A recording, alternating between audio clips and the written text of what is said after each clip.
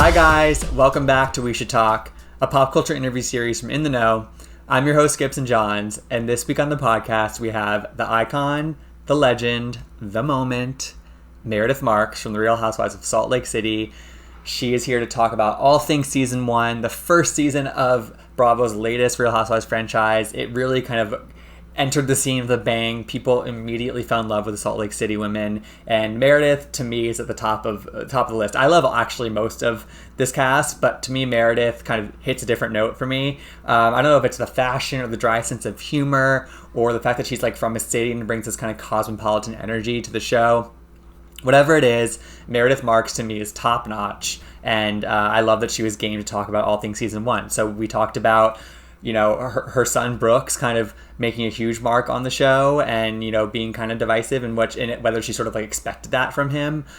We also talked a lot about her separation from her husband Seth, which coincided particularly with the beginning of filming, and sort of how hard that was, especially because she hadn't really even watched Real Housewives that much. You know, I think she said she'd watched one episode of each franchise going into it. She hadn't even watched a full season. So like this was a lot for her to take on and address on camera. So I think at first she was really guarded about it, and that's where the kind of disengaging came from, and that became her catchphrase. She did it multiple times throughout the season. I think ultimately people fell in love with, you know, that being a catchphrase, and not everyone gets that in season 1, but at the same time, I think some people became frustrated because she wasn't engaging in that conversation about her marriage, even though we knew that something was going on. So, you know, she talked a lot about that, and we also talked about the origins of her quote-unquote disengaging and sort of where that came from. It actually came from therapy, and so we talked a little bit about sort of like that actually is a deeper meaning than just being sort of like this kind of iconic reality TV catchphrase. And you can actually apply it to your own life, actually. So that was kind of fun to hear. And, you know, we also got into her relationship with Jen, her relationship with Lisa, which, you know, she was best friends with Lisa throughout the whole season, but there was a little bit of a breach of trust towards the end of the season. And so I was curious about where they stand now. And we also talked a little bit about the reunion, which is currently airing. But she said that, you know, she sort of went into this reunion kind of similarly to the way she went into the season, where she dipped her toes in. She was kind of guarded and she wasn't really sure how to sort of go about it. But then she says she warms up along the way, which I'm really excited about. So I talked about sort of everything under the sun with Meredith Marks. I told her that she sounds like Leah Remini when she talks, which she said she had never heard before being on this show. I asked her about her fashions, which, you know, her style is a huge kind of selling point for me, you know, and she has the signature look with the double-breasted blazer and the flared pant. She had the face mask in the finale. So we talked about that and sort of how she expresses herself through fashion. Anyway, there's a lot, we touch on a lot with Meredith, and I'm really excited for everyone to listen to it. But before we get to that, there is one other show that I am like super obsessed with. I think it's having a really special moment right now, and that is Drag Race UK, RuPaul's Drag Race UK. It's currently airing its second season while a season airs in the US. And you can only watch it through the World of Wonder app. And every week, you know, I get together with a couple of friends who are in my pod, and we watch US back to back with UK. And UK just hits different right now. To me, I didn't watch a lot of the early seasons of Drag Race. I'm relatively new to it, like 4 or 5 years. But to me, UK right now feels like what the early seasons of the US probably felt like. It's not as pristine. It's not as like tied together with a bow. You know, there are some amateur hour moments, and that's not even in a disparaging way. It's more in like sort of like a refreshing, you know, way where a lot of people are really green and they're maybe new to drag, or they come from really small towns in the UK, and it just makes for some really genuinely special, emotional, striking moments. And there are also some really genuinely like high level drag moments as well. I mean, there are some top-notch queens on this show, and it's just such a fun watch. There are no commercials, which is also an added bonus. And the reason why I'm talking about it this week is because last week, on the episode that aired last week, there's this song that two different groups perform. It's called UK Hun. One group was pretty mediocre, but the other group, who called themselves the United King Dolls, were epic. Like literally, when I tell you, my friends and I watched this 5 times back to back when the episode ended. I'm not kidding. The song has been on repeat. You know, over the past week, you know, all 4 queens in this group sort of had their own verses, and to me, the breakout star is Bimini, who I'm obsessed with. Release the Beast, Bimini! Like, she is iconic, and like I can't stop thinking about her. I can't stop thinking about the song. I can't stop thinking about the show. So if you have any interest in watching Drag Race, even if you don't watch normally in the US, Drag Race UK is worth the watch. It is pure joy to me, and it's just kind of a light in these continually dark times. So anyway, Drag Race UK is sort of my recommendation for the week. Can't stop thinking about thing. But otherwise, keep listening for my interview with Meredith Marks from the Real Housewives of Salt Lake City. Tune in to the Real Housewives of Salt Lake City Wednesdays at 10 p.m. on Bravo. And don't forget to rate, review, and subscribe to We Should Talk on Apple Podcasts or wherever you get your podcasts. Thanks, guys.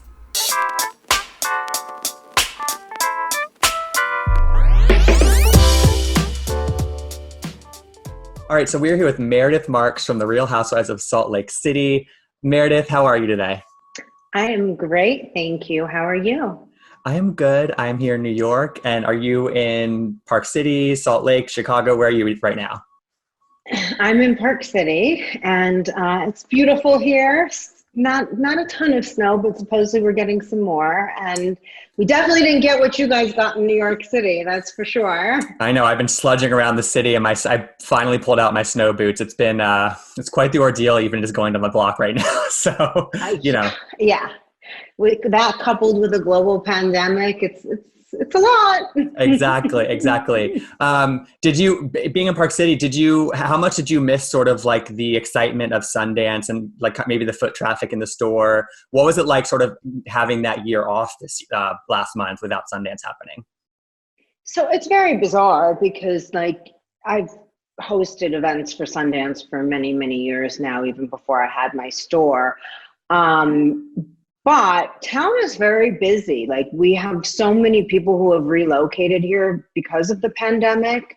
And so the store has still been busy. Our January, was just as good as last January, which is kind of shocking. Amazing. Yeah, I'm not complaining about that. That's for sure. It's just increased general traffic in Park City. I think people really are trying to get out of the major cities and spend more time in resort areas for now. But so it's good for business. Yeah, it's good for business. So business-wise, it was all fine. But in terms of just like, Sundance to me has always been a big part of feeling like I have the city in Park City for a minute. For sure. And it just didn't happen. Life is weird right now. It'll come back. Yeah, it'll come back next year, hopefully. Fingers crossed. So, anyway, I mean, we're at the end of the first regular season of Salt Lake City, and obviously we still have the reunion to come. But I'm curious for you, sort of like where are you mentally right now?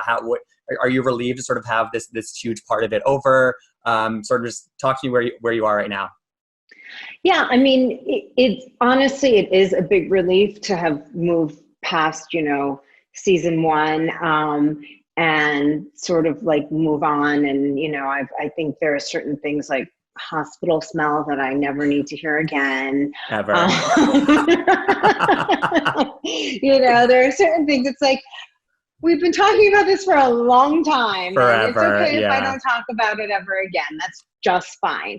So, it's nice because there is resolution on a lot of issues. Some things are obviously not resolved. That's life. I mean, we all know that.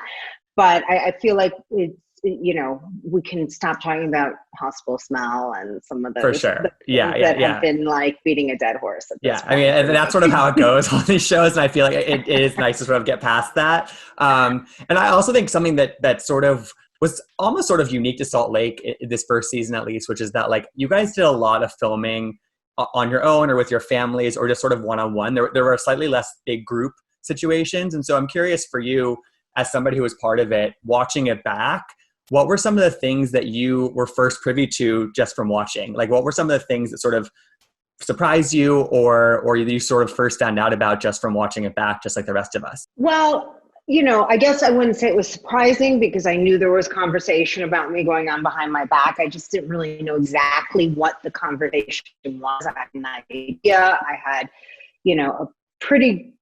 I was pretty close on, nothing was really surprising that was said. It was more about just sort of seeing it and having the confirmation. Okay, I'm not crazy. Everything I thought that was happening really was. It's not. Right. I'm not a paranoid person. Like it's all real. And so at some level, that was very almost cathartic. Like. Well, like you said, it's reaffirming, right? Exactly. It really is reaffirming. It must be. Yeah. So that was, interesting for me.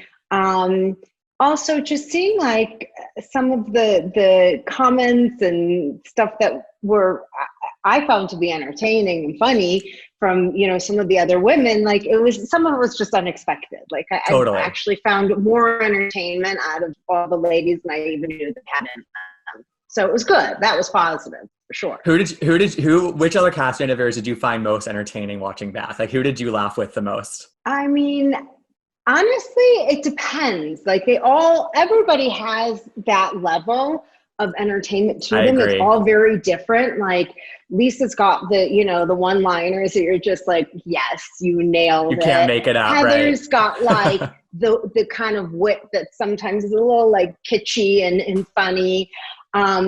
Whitney's confessionals probably surprised me more than anybody's because she had some really great lines and like that I found to be highly entertaining. I mean, even making fun of my mask, I thought that was really funny. I laughed. That was classic. Yeah. Yes. So like I was probably the most surprised because I didn't see as much of that like, during our interaction as I did, watching it back. So that was definitely more on the surprising side.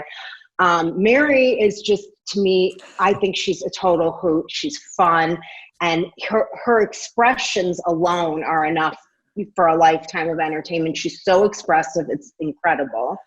And Jen, you get a whole new level of kookiness out there and you're like, wait, where did this come from? And, so all of them entertain me in totally different ways. Totally. And I think that's one of the reasons why people, I think, fell in love with you guys right off the bat, was because you all sort of like serve a purpose on the cast, and like you all sort of mesh well in different ways. And I think that's hard to find, I think, especially for a first season on a show like this. It's like the cast gelled really well, I felt. Yeah. I mean, it's interesting because we are all so completely different. Like there are not two women in our group that I would be like, oh, they're kind of alike. None of us are remotely alike. And so I think it's very interesting. And it's not just like how we present ourselves. It's actually how each of us thinks and processes things. It's just so completely different. Absolutely. And that, for me, is part of what's interesting watching things back too, because it gives you insight. Like, it's very easy to get upset about certain things, but a lot of times when you understand the process of how somebody got there, it's easier to forgive. Absolutely. I totally agree with that. And right off the bat with you, I fell in love with your speaking voice, first of all. But simultaneously I was like, it's your voice reminded me of somebody, and I knew it was a celebrity. I knew who it was. And I asked Twitter, and they gave me the answer, and it's Leah Remini. And I feel like you guys have very similar speaking voice. Have you heard that before? All over Twitter, all over Instagram. I had not heard it prior to, these last few months. I heard all the time. I've always been told I have a totally unique voice, and, some people love it, some people hate it. Sorry. Not my problem. and I think also what was so clear right off the bat was that fashion is a passion for you, not just professionally, but also personally. And I think that, clearly the way that you were dressing on camera was a way for you to express yourself and make a statement. And I think that, to me, what it proved was sort of like, fashion is a really great way for somebody on a Real Housewives show to connect with people and to kind of make their mark. No pun intended with your last name, but to really kind of like make an impression on a show and kind of play into sort of maybe like the campiness of it and the kind of the over the topness of it. And I love your double-breasted jacket with the flared pant. I think that's like your signature look. Obviously, the face mask made a huge impression in the finale. I would just love to hear from you sort of about what your approach was to dressing for the show and kind of expressing yourself through fashion during filming. Yeah, I mean, my go-to look is for sure a blazer and a flared pant. No question about that. Love. I like it because to me it's like very, I have a lot of days that are very, very busy and I'm working and running around and doing all the things I need to do, and then it rolls straight into a dinner. And to me, it's a very day-to-night look. Totally. It's chic, it's fashionable, but it's appropriate for the workplace, appropriate for meetings. so on and so forth. And so that just out of like convenience sort of became my look. The flare pant I just love because I can wear really high platforms and look really tall. Obsessed. And nobody really knows, even though I'm telling everybody right now. Yes, I'm cheating. The secret's out, guys. So yeah, I can look like 5 inches taller and, you know, play it off. But yeah, so that's like for me a very easy go-to. In terms of the more like statement, fun stuff, you know, like my dress for my birthday was my birthday. Pink is my signature color. I wanted to have a fun statement, and it worked out. It was amazing because, you know, it was a runway piece from Christian Cowan, and he's a friend and was nice enough to send that to me to let me borrow for my birthday. Love. You know, it's not something anyone else could have. So that to me was like kind of a cool thing. The mask to me, you know, like you were saying earlier, fashion parallels life, and it's a way to express yourself. And at that point in time, I was really disengaged and I was guarded and I wanted my protection, you know, and so it worked. It tied back. It was, you know, the crystal mesh to me ties back to jewelry, which of course is my thing. And, and I just thought it was representative of my state of mind at that point in time. Yeah. And I just done Christian's last fashion show with him a couple weeks before for Fashion Week. I did all the jewelry in it, and he had the mask, and I was like, "Oh gosh, this is the perfect moment." Yeah. And did you see that there's now an Instagram filter with the mask? Yes, I love it. I was going nuts, and now it's like I feel like all of a sudden everyone's very in tune with the mask. Like it tagged with, you know, J-Lo's post yesterday with her mask, or the Super Bowl, you know, the mask there. I mean, it's you know, fun. I think, like you said, I think, you know, some people aren't going to ever get it, but I think that maybe you've gotten some more people to get it. You know, I think maybe you've converted some people, and you don't need to win everybody over. So it's just sort of like, do your thing. No, and the reality is that's not even what fashion is about. Fashion is about expressing yourself however you choose to do so. And the people who appreciate it, great. Those who don't, that's fine too. You know, say what you want to say. It's not going to hurt my feelings. It's something I'm wearing. It's not the core of my being. So totally.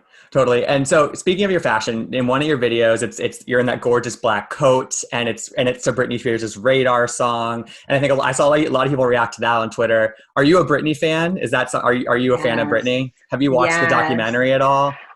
I saw just a little bit of it, and I'm not watching tonight, obviously, because I'm watching Real Housewives of Salt Lake City reunion. Right. But it is on my radar. My radar. Yeah, it is definitely on my radar, and I will be watching it sometime in the next day or two. I hear it's absolutely fantastic. And, you know, I have so much compassion for her. I mean, I did see the beginning part, and I did see like just as a teen being put in all these situations and circumstances that no teenager should be put in. It just is so disturbing at so many levels. Totally. So I'm looking forward to seeing. Definitely watch. I highly recommend it. It's just for anybody who's a fan or not a fan. It's very illuminating. So I think you'll learn a lot from it. You know, so going into this first season, obviously you had a lot going on personally, and you know, we didn't find out till the second episode of the show that you and Seth were separated at that time. Did you know that was how it was going to play out? Sort of that we were going to have, like, we weren't going to find out for an episode or two for that information to come out? No, I mean, because the thing is, like, we just kind of do our thing. We live our lives, and then, you know, it all gets sort of put together into a very condensed version. And I think, you know, Seth and I, having been separated on and off for years, and it was really something that nobody knew other than he and I. But this was the first time we were very publicly separated, and the first time that what we had actually totally disconnected communication and we're living in separate homes was at that point where he walked out. And so it made sense the way it came across, because it was a different separation than our previous separations. It was a very different experience. And I don't know that there's any way that that whole history and backstory really could have been explained properly. So it was kind of like you're jumping in, and that's where you jumped in. Yeah, I think that makes total sense. And I think for you, I can't even imagine sort of just how difficult it was, like knowing that this was going on, but then also that filming was just about to begin. And it, like you said, this was sort of like maybe your most intense portion of your separation. And I'm just curious, like as somebody who is kind of jumping into the spotlight and this TV show and having this going on, were you able to set any sort of boundaries for yourself, like as it relates to that? Or how did you just sort of approach like, okay, this is happening. Obviously I want to portray my real life, but we're also filming. So I'm just, it's a lot to think about, I'm sure. Yeah. And I mean, full disclosure, I don't think I realized the magnitude of what I was jumping into, Yeah. I'm not a huge television person to begin with, so I had barely ever watched Housewives. In fact, I had never watched it prior to finding out that's what I was doing. And then I went and watched like one episode from every franchise, which was definitely not the right approach at all. Done more research, right? Yeah. Yeah, I should have watched a full season. Like that might have been a little smarter. But live life. So I think at some level, I didn't quite even know what I was jumping into, which was probably good, to be honest. Yeah, for sure. Or I would have been in a full-on panic. So yeah, I mean, it took some time for me to get comfortable talking about my relationship, my marriage, our separation. And I think you see that. Like, I think you see, obviously you're only seeing snippets, but there were many, many times that I was asked a lot about my marriage by all of the women, and I kind of just refused to even say much. And it took a while for me to get there, to understand like the process.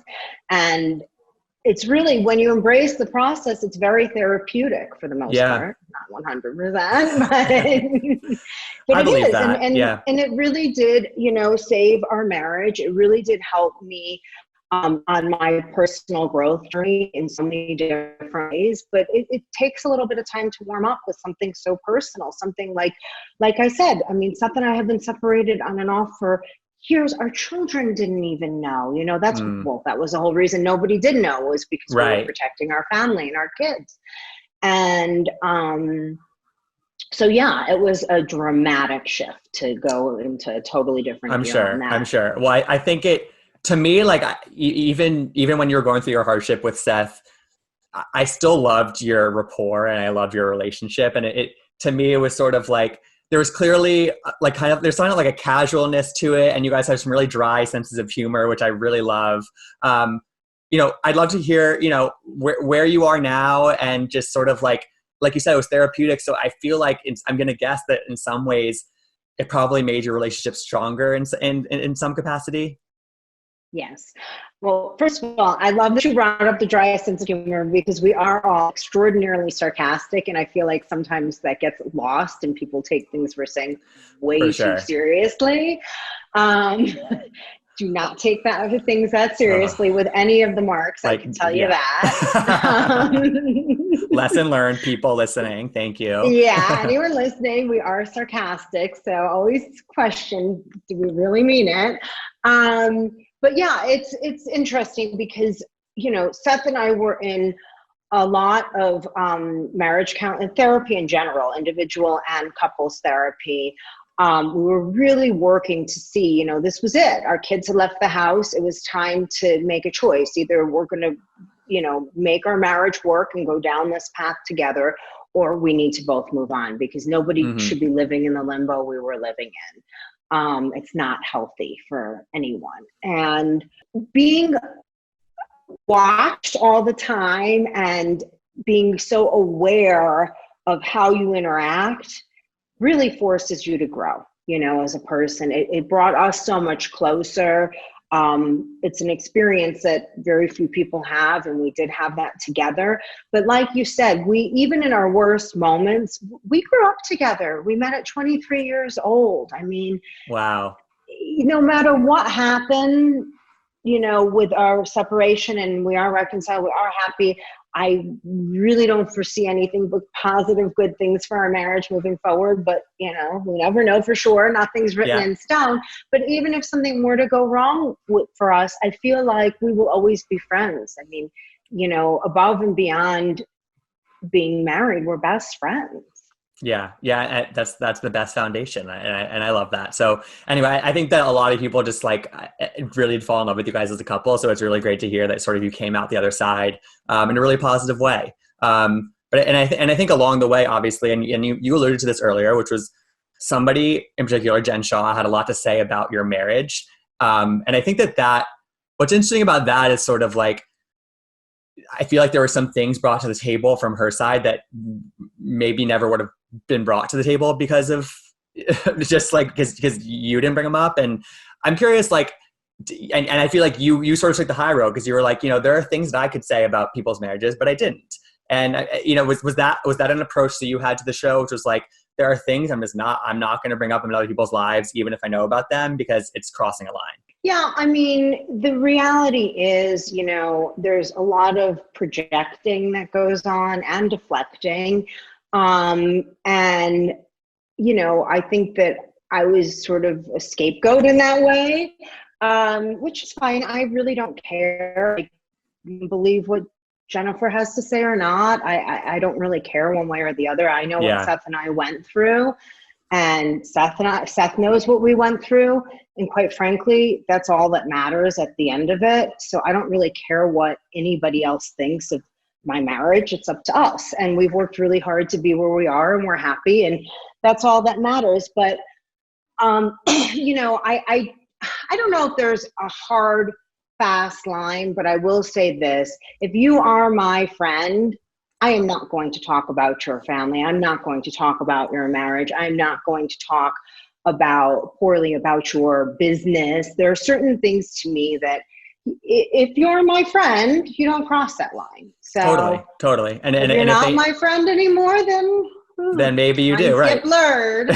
Exactly. And I think that brings up a kind of a, friendship to me. You and Lisa were our BFF, were BFF kind of the whole season. I thought that you guys were such a fun duo together and you've been friends for years. But it seems like there was a moment towards the end of the season in Vegas when she found out that you guys had been seeing other people. And then she comes back from Vegas. She goes to hang out with Jen Shaw. And there is sort of that. It seems like there was a slight trust issue. Just I don't know if that was a long-term thing or just in that moment. Where do you and Lisa stand now? Because I feel like up until that point, it had been really smooth sailing for your friendship, at least on camera. Yeah, no, it definitely was. I was kind of surprised myself watching that moment because, my initial reaction when I saw it was like, wait a minute, Lisa, why is this about you? This is about me and Seth. I don't get it. And then as I thought it through, I was like, oh yeah, her feelings are hurt. Right. I do get it. She felt left out. And and I get that. But on the flip side, I also understand okay, I'm working through my marriage. I don't have to sit and tell anyone anything, and that was really kind of where I felt, but I do understand why she was hurt. I didn't at first. It took me a few minutes to get my head around it, but I eventually did. I'm like, okay, I get it. It makes sense to me. But the reality of it is, and like you said, then Lisa did also start getting much closer to Jen, which definitely hurt my feelings a little bit. And, and I've told her that.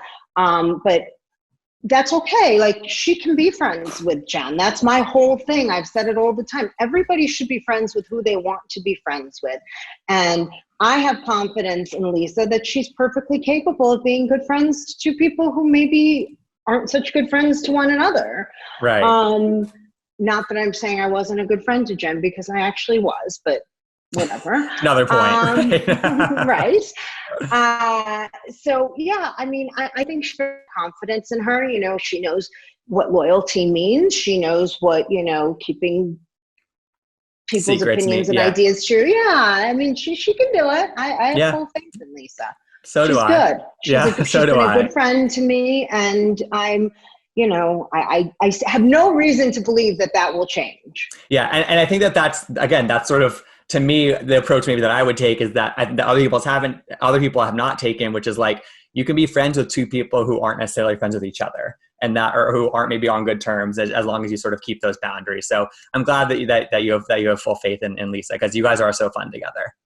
Yeah, no, she'll work it out. She's not going to hurt me. I mean, look, anything's possible, but I doubt it. Right. I highly doubt Yeah. it. It's separately, I think that, it seems like you like to let Brooks sort of speak for himself when it comes to talking about his time on the show. And I think that, but I do want to ask you, just sort of as his mom, I felt like it was very clear from the first scene that he was in that he was going to be some sort of breakout character from this show. Just like the impression that he made, and just to me, he was clearly like such like a star, and just had this sort of like aura, and he had your dry sense of humor.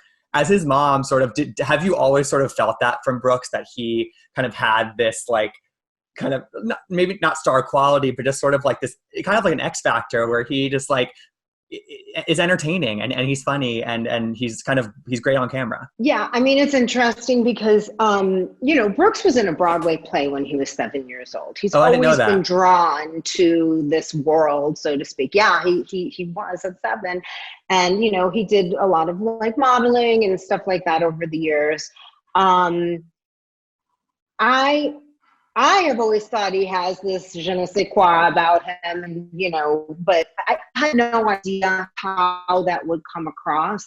I also I was totally surprised by all of it, to be honest. I'm his mom, like, he's my baby. That's all. Right. That's it.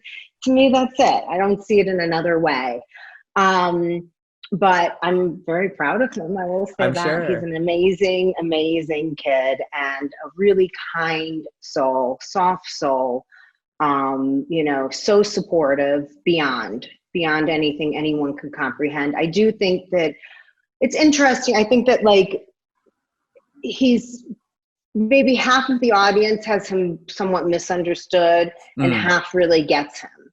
And, the half that gets him, great. And the half that doesn't, I think, again, for him, I think the half that doesn't really kind of takes his sarcasm very seriously.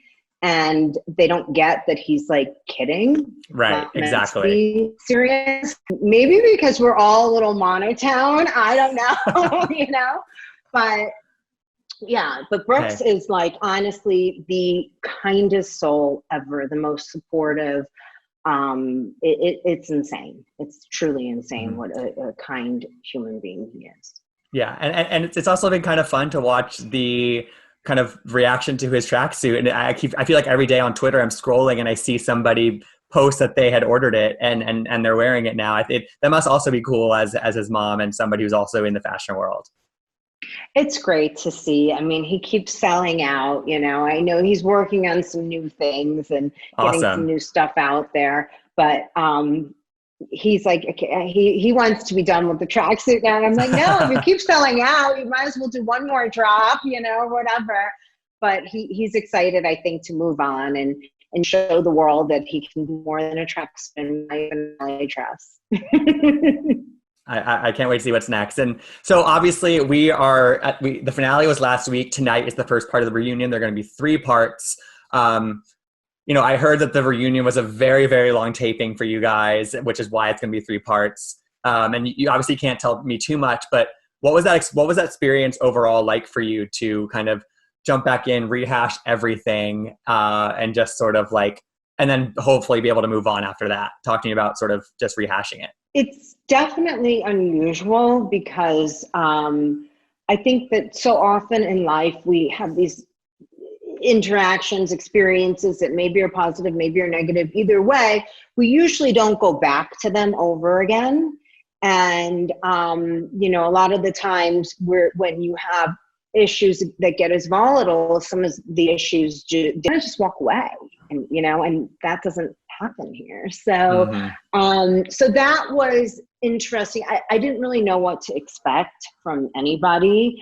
So I was very anxious going in. I think that shows in the first part of it. You can see that I'm like definitely on edge and a bit nervous. Mm-hmm. And then I start to relax, and Okay. I'm like, okay, this is going to be fine. I get Right. it now. Right. Totally. What are there going to be moments where maybe people are going to be surprised about sort of the outcome or some of the face-offs that happen? Because already from the trailer, it's kind of hard to predict how it's going to go. Yeah, I think it will be interesting. I don't know because, obviously we were there for a very, very 12 long hours, day. right? Right. And it's getting condensed. So I'm not really sure what's going to be highlighted and what's not going to be highlighted myself. But there could be some big surprises. It depends. Okay. It depends on what everybody sees. I just don't know. It's a wait and see moment. It's a wait and see moment. Yeah, I have to wait and see myself. And, trying to wrap it up here, obviously, Andy Cohen has confirmed a second season. We haven't confirmed who is going to be part of it. Obviously, I've heard that everyone's coming back, and I don't think you can confirm that. But if you were to come back for a second round, would you approach it any differently now that you've kind of done this one time through? Is there anything that you would change about how you approach the show, or I don't know, like what would you kind of do differently?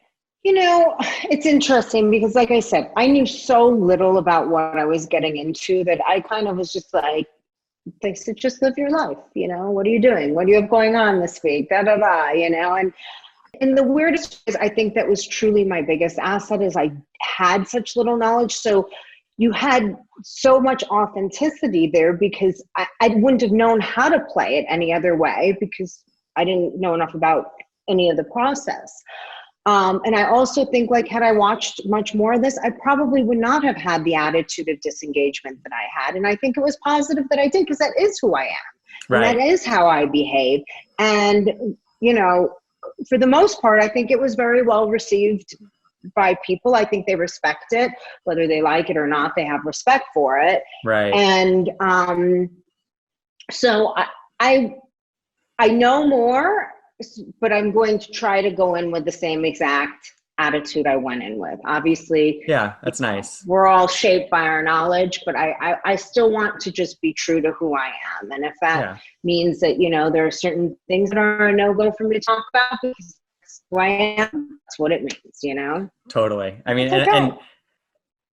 and I'm disengaging just became honestly like the more that the couple more times that it happened, it made it this thing that people just started to pick up on and love and start repeating. And, that must have been kind of fun because not everyone gets sort of like a catchphrase in their first season. Like you really have this iconic phrase that people are using all the time now. Yeah, well, and I think it's healthy and positive. And honestly, it all stemmed from the therapy that, I was going through individually and in couples. I kept being taught, like, if you're in a situation where it's too heated and you know that the outcome is not going to be what you want, time out, disengage. It's, to me, why talk to someone where when it's escalating to a point where they're just going to say things they don't mean, you're going to get angry and it's just going to go south from there. There's nothing positive that comes of it. So, and I don't want to hear it. I'm not interested in hearing someone on an angry rant. I'm interested in hearing someone discuss their feelings with me, level-headed, calm, and explain to me what upsets them. And then I'm happy to work on it and try to resolve it if I can. Totally. Well, I love that I didn't realize it had come from couples therapy. I think that's awesome that it really is this approach to situations that people can take, and it's really a useful tool and an iconic phrase. So it's a two for one if you ask me. So thank you. Thank you. I love hearing it because I just think it's important. I think it's for sure. It's a coping mechanism at the end of the day. Exactly. You're at a point of no return. It's not going to get positive until everyone calms down. So totally disengage. That's it. Disengage. And don't speak to me without respect. That's the other thing. I don't. That's an important caveat. I won't trade. Yeah. No one should. Well, Meredith, it's time to disengage from this interview. But before we do, I would love for you to just kind of plug what you need to plug. Where can people follow you outside of the show? Obviously, we have a couple more episodes of Real Housewives of Salt Lake City, but where can people follow Meredith Marks? So I'm on Instagram at Meredith Marks, on Twitter at Meredith Marks 0. I have a TikTok, but I need to start working on it. So I don't know how much following you want to do there yet. But it exists. And of course, my website, meredithmarks.com, where we have jewelry and some apparel designs that I've done and some disengaging merchandise. Yes, disengaging merchandise. Press the buy button right now. So I will be doing that right after this interview. Absolutely. Yeah. All right. Well, thank you so much, Meredith. And I can't wait to hopefully see you on a second season of Real Housewives of Salt Lake City. Thank you so much. This was fun. Of course. It was. Nice to meet you. Have a great day. You too. Thank you so much for listening. For more celebrity interviews, subscribe to We Should Talk on Apple Podcasts or wherever you get your podcasts. If you like what you heard, please rate and review us, as any show of support you can give us would be greatly appreciated. You can follow me at Gibsonoma on Twitter and Instagram, and you can follow In the Know at In the Know on Twitter and at Watch In the Know on Instagram. We'll talk to you next time.